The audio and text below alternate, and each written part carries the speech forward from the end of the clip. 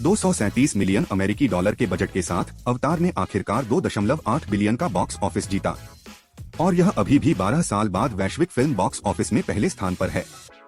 तो क्या एक फिल्म को इतना सफल बनाता है? शूटिंग और पोस्ट प्रोसेसिंग के दौरान टीम के पास कौन सी अल्पज्ञात चीजें थीं?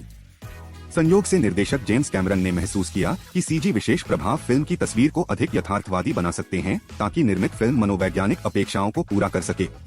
लेकिन इस तकनीक का उपयोग करते समय बहुत समय लगता है, क्योंकि कुछ सीजी विशेष स्कूल के दृश्यों को प्रस्तुत करने में 47 घंटे लगते हैं और फिल्म को प्रति मिनट 17.28 ग्राम मेमोरी पर कब्जा करने की आवश्यकता होती है, जिसका अर्थ है कि पूरी फिल्म को बनाने में 1024 टन डिस्क स्थान की आवश्यकता होती है और चित्रों को संसाधित करने के लिए एक साथ काम करने के लिए 35,000 कोर के साथ 4,000 प्रोसेसर की आवश्यकता होती है।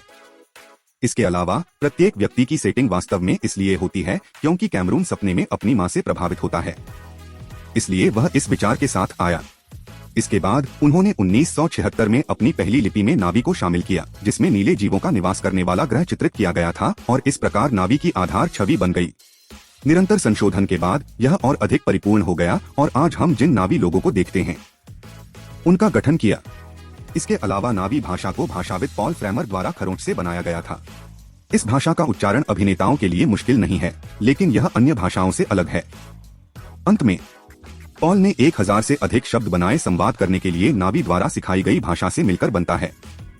मुख्य अभिनेता सैम वर्थिंगटन ने एक साक्षात्कार में कहा कि इस भाषा में महारत हासिल करना मुश्किल नहीं है, लेकिन अपने देश की मातृभाषा की तुलना में इसे मास्टर करना आसान है।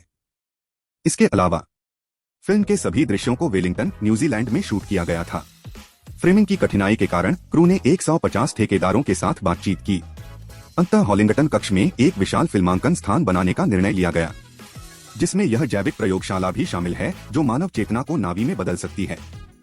जबकि जैक के अक्षम पैरों को अक्षम रोगियों के बाद मॉडल किया गया था, उसके असली पैर व्हीलचेयर में छिपे हुए थे और फिर पोस्ट प्रोडक्शन के माध्यम से वीडियो से हटा दिए गए थे। इसके अलावा फिल्म में दिखाई देने वाले ब्रीदिंग मास्क में वास्तव में शूटिंग के दौरान कोई ग्लास नहीं था और फिर सीजी विशेष प्रभावों के माध्यम से मास्क में ग्लास की एक परत जोड़ी गई। चालक दल ने इस ग्लास मुक्त मास्क का उपयोग क्यों किया?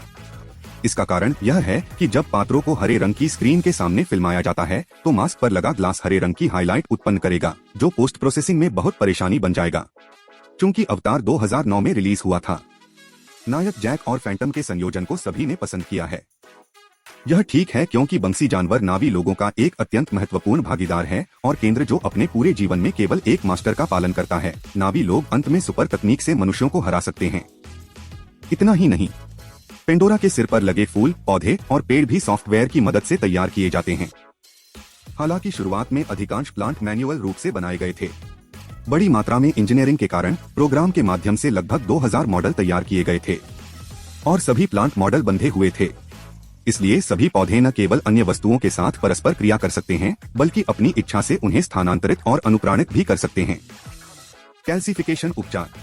इतना ही नहीं, चालक दल ने एक ऐसा प्रोग्राम भी लिखा जो पौधों के विकास को नियंत्रित कर सकता है। इसे और अधिक प्राकृतिक बनाने के लिए विभिन्न दृश्यों में पौधों के मापदंडों को समायोजित करने के कारण, उदाहरण के लिए ऊंचे पेड़ सूरज की रोशनी को रोकते हैं, जिससे पेड़ों के नीचे की वनस्पति सूरज की रोशनी को अवशोषित नहीं कर पाती और मुरझा जाती है।